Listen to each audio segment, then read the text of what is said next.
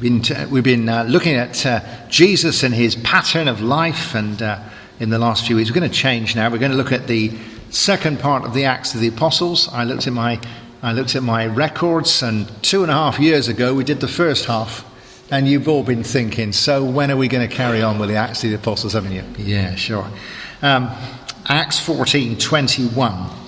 This is a sunny passage. Paul and Barnabas preached the good news in Derbe and won many disciples. Then they went back to Lystra, to Iconium, and on to Antioch in Pisidia. They strengthened the believers and encouraged them to remain true to the faith. We must pass through many troubles to enter the kingdom of God, they taught. In each church they appointed elders, and with prayers and fasting they commended them to the Lord, in whom they had put their trust.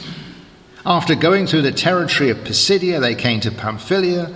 There they preached the message in Perga, and then went on to Attalia. And from there they sailed back to Antioch, the place where they had been commended to the care of God's grace for the work they had now completed. And when they arrived in Antioch, they gathered the people of the church together and told them about all that God had done with them and how he had opened the way for the Gentiles to believe. And they stayed a long time there with the believers. In the Acts of the Apostles, there are a lot of difficulties. There is unquestionably a lot of difficulties. Even in the first few chapters of Acts, they finish up in jail. Some of them are executed and killed. There's persecution, there are riots, there's stoning, there's all kinds of things with tremendous effect. But it is not all like that. And the sense in which all of Christianity, as it's shown in the New Testament, is all hard work, all difficult and all terrible, and ought to be, is not true at all.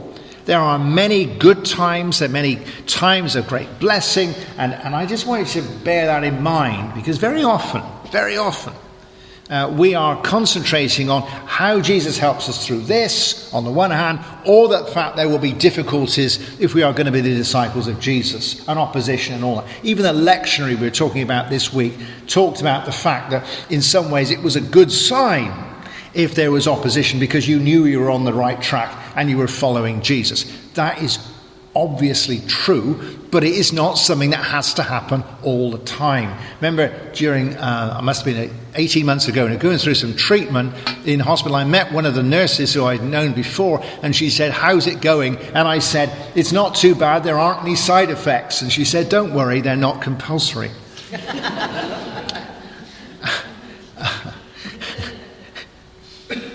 Just because you will be challenged, and I will be challenged, and we will be challenged as a church, just because there are difficulties, not everything is the dark night of the soul. Not everything is plodding through the valley of the shadow of death. Not everything is temptation. Not everything doesn't work. It doesn't have to be like that. Not all Christianity is terrible. Say that with me. Not all Christianity is terrible. I think you need to get that in your head, you know. My wife and I, we do bits of the coastal path. Now, I'd rather climb mountains through the coastal path, but the coastal path, some bits of it, what you do, isn't it, you know this, you clamber up all these rocks and from this valley over the top, round this edge, and there's more rocks, and you do all wrong things to your body, and then you get over the top, and it goes right back down the other side again, all the way down all these other rocks, and you get to the bottom where there's a bit of bog and a river, and you get wet, and then you go all the way up the other side, and it's all rocks, and you get to the top, and it goes like this, it's like climbing over corrugated iron, you know. Yeah. There is that to life. But the other week we were on a bit, and we went down this valley, and it was steep and rock there. Came on the other side. We go to the top. What was there? There was this massive great area of heathland and wildflowers and butterflies and birds singing. And we walked on for several miles, and there wasn't any valleys at all. Wow. Anybody want to know where that is? I'll tell you. But it's such a good picture of this. There are sunlit uplands in Christianity. Right. Jesus had lots of good meals. You know, they weren't all places where somebody was going to betray him. you know. He had lots of good trips on the boat when there wasn't a storm, you know. There was lots of good people he met. It turned out well. We find that. We've looked at that. It was a good story. And we see this in Acts here. They preached the good news. People listened. Many were saved. They strengthened their believers. They went from place to place. There wasn't a riot. They weren't kicked out. They got on the boat, returned back to Syria, and there wasn't a storm. It was a time of blessing. There are sunlit uplands in our faith. And they are good to see, because ultimately it would all be that. You're not climbing the Eiger, we're climbing up onto a plateau, which is where the Lord takes us. I just want to encourage you, and to sense that whereas we might preach and think, I might think, here are 3 things to get out of this ravine sort of thing. It's important in life sometimes. Because I'm saying, look, I just want you to relax a little bit and to sense the Lord's blessing this morning. There aren't going to be 3 points of getting out of the ravine. There are going to be 7 points. Because, you know, when you're on that sort of area, you can walk along and you've got a bit more space to think, well, what's the sort of things going on here? I just want to share this with you from this one verse. Paul and Barnabas preached the good news in Derbe and won many disciples. That is a great verse. It is a simple verse. What do? We need to get back to this. They won disciples amidst all the complexities of the Christian life and all that you could discuss, and all the complexities of church life, for goodness sake, with all that we have to do and all the bureaucracy and health and safety and this and oh goodness. You know, what are we supposed to be doing? Actually, we're supposed to be making disciples of Jesus Christ. There's a simplicity, there's a naturalness, and they actually get on with it and they achieve it. It was not a failure.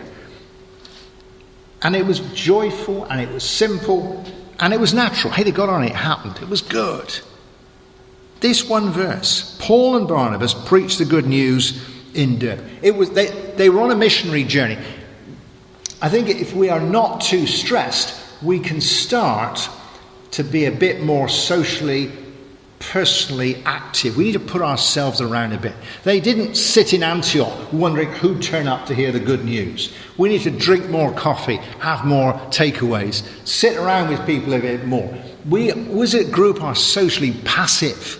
You know, you'll find any growing church is socially active. Not socialite, but hey, come on. We can do stuff. So we meet people, we talk with people. They are on the spot. They went to all these different places. You don't have to be a missionary to do that. But they are proactive. If you're not in a bunker, look, come on, let's just go and do some stuff, shall we? And relax and share the good news. They were there. They weren't waiting for somebody to come for them. Who do you know you can talk to? Who do you know? It's not, you don't have to be on the defensive all the time. You can come out of the bunker and do a bit of walking around. Good to do amongst us. So we're eager beavers. They did it together. It's interesting, Paul and Barnabas are together. This whole part of the mission is done by pairs of people. Paul and Barnabas, Silas and Timothy, in various combinations. Perhaps it's good that we should work and pray together in partnership. It doesn't have to be just a family partnership.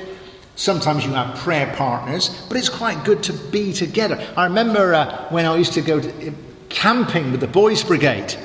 The whole battalion went to Torquay. It was scary for Torquay. There was about 500 or 600 boys in the Boys Brigade battalion, and we used to take over a farm, and then we used to take over the entire beach, and we went swimming, and there was a lot of whistles and blowing and trumpets and all this sort of thing, and you all went in the water together, and there was all these people in hats who were sort of to make sure you didn't drown. But there was a rule they gave you. It was called you had to have a buddy. You had to have a buddy. So there was one other bloke who, amongst 500 boys, perhaps all in the water, that you looked out for them and they looked out for you. Is that not a good thing in the Christian life, to have a buddy? Not just a prayer partner, but somebody who works through things with you, prays for you when you're going to see somebody. Or perhaps it's good to meet with people and there's 2 of you rather than just 1 of you. They were there together. Let's think about that. See who you can... I'll see you sort of negotiating things afterwards, all right? But it's not bad. I'm hopeless. I am hopeless. I am a loner on this. I'll do it. They did it together. That's some strength in it. Did it together, you know. And they preached. They preached. It's the bad bit, this, isn't it? But they did say something to start off with, didn't they? They were talking. They said something. St. Paul does not arrive in this town and set up a tent-making business, as he could have, and try and be a Christian tent maker and hope somebody turned up and said, why are you such a different tent maker? Perhaps, and then he said, well, I'll tell you the gospel of Jesus. He doesn't. He actually preaches. He actually says something. He actually gossips the good news of the gospel, if you like. We need to become people who talk, you know, and do something. Jesus says a lot. St. Paul says a lot. If they hadn't said much, there wouldn't be much to write. These missionary journeys have a lot of geography. I like that. They move around. But a lot is said. They do not just hope somebody will catch on. We Methodists are always hoping somebody's going to catch on. You know, we did this, we were helpful, we were hospitable, we had nice coffee, we were doing this and doing that, and we hoped somebody would catch on. Well, they aren't catching on, are they? They went and they said something, and they preached. Preaching's got a bad name. Whatever you do, don't preach to people. That's exactly what Jesus did. St. Paul did it, St. Peter did it. To preach is not to stand on a box and do things like I do them all the time. I just wrote down, what would you need in a conversation which has the essentials of preaching? You need to commend something, it has to have content, and you need to have a challenge in it. 3 C's. You commend something, it's not just, here's some information if anybody wants it, like sort of leaflets you get in a sort of station, you know, would you like one of these sort of thing. You commend it. Come on, I want to commend Jesus. But it has content. I want to tell you something which is good, you know. Come on, it's something that's really good. And it's a challenge. What can you do about this? We don't read that they were there for 5 years running courses, hoping that somebody would come on. We need to have a conversation which goes somewhere and that commends it. Oh, and by the way, if you were interested, you might like this sort of thing. It's not just information. There's a bit of push with it, isn't there? There's a bit of commending it. Come on, let's do this. Think. And it's good news. They commended, they preached the good news. We are good news people. And the thing I think in this kind of passage is, it's not just good news when you're in trouble. It's good news when you're not in trouble. We're not bad. I had one of the care homes rang me the day before yesterday because not a church members here, one of my members was coming to the end of her life. They said, do you think you could come out and see her and pray with her? That's brilliant. I'm so glad they rang me. I could go. It is the first time in 8 years that care home has ever rung me. Because they ring me when there's bad news. So that I will be good news when there's bad news. But what about being good news when there's good news? Do you remember Lucozade? Remember Lucozade? Yeah. When in our family anybody was slightly ill, apart from grapes and flowers and other irrelevancies, you used to get a bottle of Lucozade, you know, right? I remember that as a boy because it was for some reason wrapped in bright orange cellophane. I mean, what was that? Anyway, what? And you knew the message. My God, my mother's bought Lucozade, I must be ill. There's a chance of a day off school. You know, the sort of thing. It was that. You were in that mode. But this week I bought some Lucozade because I needed it for some stuff. And I bought it in the power drink section. You know. It's for the fit people. People who are going somewhere. It's exactly the same stuff. So it's good news if you're ill, but it's good news if you're fit. The gospel is good news. We say to people, how about your job? I've got some good news for it. How about your health? I've got some good news for it. How about your family? I've got some good news, people. How about the music? I've got some good news, people. You know, whatever. This is good news that people need to hear. They preach the good news. And they won. And they won. And they won people for Christ. There had to be one. People aren't just sort of sitting around saying, oh, I need to tell them. You'll find the occasional person, they need to put an effort into it. You need to win a conversation, win an argument, because people have got hang-ups. People are not sure about things. People are fed up about things. We need to put a bit of effort into this. It's not, you're not going to just find, those people in that city in Derbe, they would have believed in all kinds of Greek gods, Roman gods, superstitions, devil worship. There were vested interests. They believed everything under the sun. They weren't just waiting to believe something. They won somebody. We need to be people that win people for Christ. Win a little conversation. With your prayers, win through into somebody's subconscious, We need to win. But the great thing about trying to win through is that you think you might win. They won many people for Jesus. I think we need that sense of confidence. Because you see the power of God working. You say, this is not rocket science. This works. The old miners mining for ore out in these terrible mines out there, they used to speak about winning the ore. They would win it. They work hard, but they built a mine because there was some ore and it was there to be won. We have lost confidence anybody's going to be won for Jesus. It's worth it. And it's not just like getting blood out of a stone, You say, it's such hard work being a Christian. Well, it is in a way, but it's not in another way. It doesn't look like that here. And this is not some, church leader who's got a mega church somewhere who's going on about how easy it is. This is St. Luke writing about St. Paul.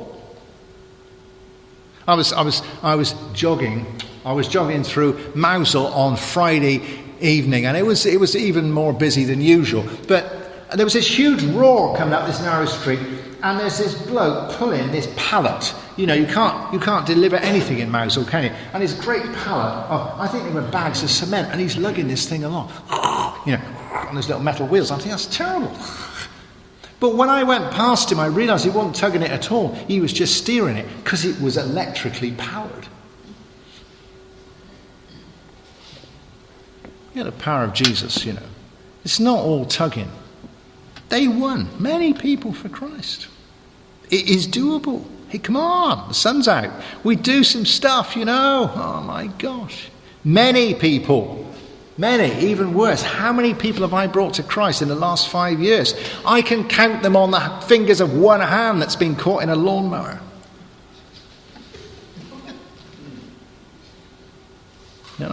How many sermons have I preached?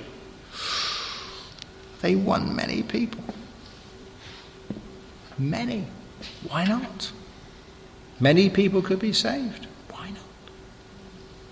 That doesn't mean if you don't, for instance, say, perhaps I could win somebody for Christ between now and Christmas. That's not half as good as winning 2 people for Christ. But if you won 2 people for Christ, there'd be twice as much joy from them. We're supposed to be in the whole world. So let us do many. We've got this Bible Society Bible course coming up. You could invite friends to that. It would be a way in. What normally happens with these courses is about 40 of our people turn up, and about 3 of those bring a friend or a relative. All right, everybody brought somebody. Well, that's right, a lot of people. We've got a great catering committee. We've got lots of room. What about many? What's the matter with many? It's not all about numbers, is it? They made many. Jesus says, make much fruit. You will bear much fruit if you are my disciples. Much fruit. They made many, and they made many disciples. Not just converts. They were brought to the Lord, but disciples and learners. They were on the road, and they produced. We'll go into this another time. They produced elders, and there was a lot of teaching going on as well. But you're just setting people on a different path, aren't you? Where they become learners and walkers with Jesus to bring them towards maturity. We need content with this. We're not just trying to get people to come to the front. They're not just people trying to put their hands up. They were bringing people to be disciples. What a great thing to have lots of new disciples. And then they went on and did it somewhere else. And they shared it at the end. They shared it. They said, this has been such a great time. They spent a long time telling them how the Gentiles had believed and how blessed they were and what a great boat trip they'd had. And it was really good. So this morning I should leave with that very straightforward thought, really. The sun is shining. Your lives may be difficult. You may have real challenges. Mine do, yours do. We're not being triumphalist here. But good news is good news. And the Bible shows us that we are not just always up against it. It sometimes feels like that, but as somebody said on a talk I was listening to this week, the devil is a mouse with a microphone. And it's not always that bad. That in fact, Jesus brings us through to things. We've just sung, how great is our God. And if we belong to the Lord, then as the old chorus said, we are on the victory side. And it's not always a battle. There are times when we are blessed. There are the times when things go well. And why don't we just use some of that time, for goodness sake, to put ourselves around a bit, to chat about the gospel, to win a few people for Jesus. Hey, between now and Christmas, we could win some people for Jesus. What a blessing that would be. Band are going to come and play for us. Give thanks to the Lord our God and King. That's a really, really cheerful song, this. Love endures forever. And remembering that communion, Eucharisto, means thanksgiving and celebration, as well as remembering Christ's sacrifice. Give thanks to the Lord our God and King. Let's stand and sing together.